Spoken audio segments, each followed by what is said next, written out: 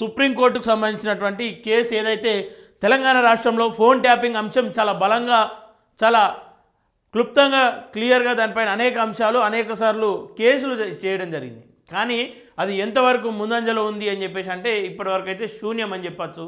ఎందుకంటే ప్రభుత్వం మళ్ళా రేపు అని చెప్పేసి అనుకుంటా అనేక ప్రయత్నాలు చేస్తూ ఉంది. ఏదేమైనప్పటికీ సుప్రీంకోర్టులో మరో వాదనలు వినిపించబోతూ ఉంది.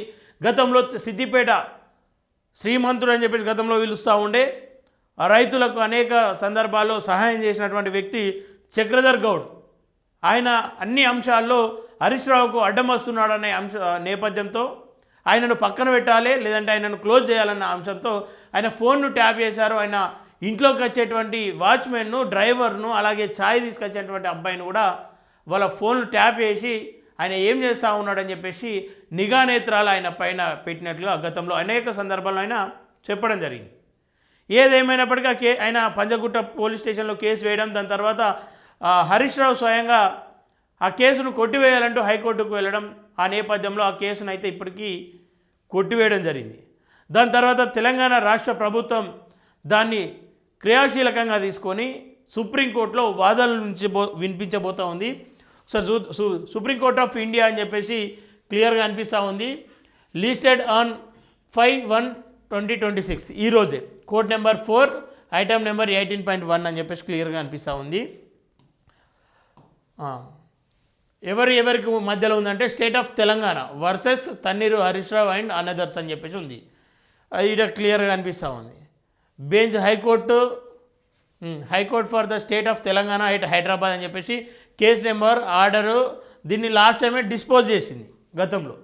ఇక దేనికి వేసిందంటే సరైన ఆధారాలు లేవు, ఇంకా అనేక అంశాలు చెప్పింది. ఏదేమైనప్పటికీ మళ్ళీ దీన్ని ఆ చక్రధర్ గౌడ్ చేతి నుండి స్వయంగా రాష్ట్ర ప్రభుత్వం చేపట్టి దీనిపైన సుప్రీంకోర్టుకు వెళ్ళడం, ఇదంతా కూడా చర్చాంశంగా మారుతూ ఉంది. ఇదంతా కోర్ట్ డీటెయిల్స్ క్లియర్గా అనిపిస్తూ ఉంది. వాళ్ళ అడ్వకేటు మోహిత్ రావు అని చెప్పేసి ఉంది. ఇది ఇలా ఉంటే దీనిపైన కొంచెం డెప్త్గా వెళ్ళే ప్రయత్నం చేద్దాం. ఫోన్ ట్యాపింగ్ అనేది ఒక వ్యక్తి స్వేచ్ఛను, ఆ వ్యక్తికి ఉండాల్సిన హక్కులను హరించి వేయడమే. ఫోన్ ట్యాపింగ్ ఖచ్చితంగా అవసరం ఎప్పుడు వస్తుంది? ఫోన్ ట్యాపింగ్ చేయడం తప్ప నేరమా అని చెప్పేసి అంటే అది ఖచ్చితంగా నేరమే అని చెప్పేసి, తప్పే అని చెప్పేసి క్లియర్గా అనిపిస్తూ ఉంటుంది. ఎందుకు అంటే దేశ భద్రత విషయంలో ఫోన్ ట్యాపింగ్ను ఉపయోగిస్తారు.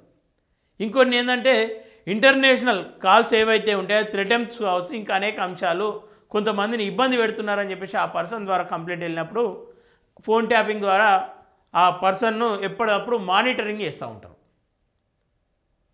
లేదంటే ఏదైనా బలమైన ఆధారాలు ఏదైనా డెత్ కేసులలోనో ఇంకా సంథింగ్ ఏదైనా కేసులలో ఒక వ్యక్తి సరైన ఆధారాలు చెప్పకపోతే ఆ వ్యక్తి ఫోన్ ట్యాప్ చేసి కొన్ని ఆధారాలు, అది కూడా వితౌట్ ఎవిడెన్స్తో చేయడానికి లేదు. ఇది గతంలో అనేక మార్లు సుప్రీంకోర్టు వెల్లడించింది, హైకోర్టు వెల్లడించింది. ఇంకా సందర్భాలను బట్టి ఈ ఫోన్ ట్యాపింగ్ అంశం చాలా బలంగా ఉంది. కానీ ఈ మధ్యకాలంలో తెలంగాణలో గతంలో కేసీఆర్ ప్రభుత్వం ఉన్నప్పుడు ఎవరైతే రాజకీయంగా ఉన్నవాళ్ళు, వాళ్ళకు ప్రత్యర్థులుగా ఉన్న వాళ్ళందరి ఫోన్లు కూడా ట్యాప్ చేసి దానిలో వాళ్ళకు ఇబ్బందులు పెట్టే ప్రయత్నం చేసిరని చెప్పేసి వాళ్ళ వ్యక్తిగతంగా ఎవరితో అయినా ఫోన్ మాట్లాడుతూ ఉండే అంశాలను ఇంకొంతమంది అధికారులు అయితే స్వయంగా ఒక మహిళల ఫోన్లు ట్యాప్ చేసి వాళ్ళను ఇబ్బంది పెట్టే ప్రయత్నం చేసిరని గతంలో కేసులు అనేకం వచ్చినాయి. కానీ ఏవి నిలబడ్డాయి, ఏవి లేదు అని చెప్పేసి అంటే ఎందుకంటే ప్రభుత్వాల మధ్యలో కొట్లాట కాబట్టి సాధారణ ప్రజలు వాళ్ళతో ఫైట్ చేయలేరు. సరే, ఏదేమైనప్పటికీ తెలంగాణ రాష్ట్ర ప్రభుత్వం ఈ కేసును తీసుకుంది.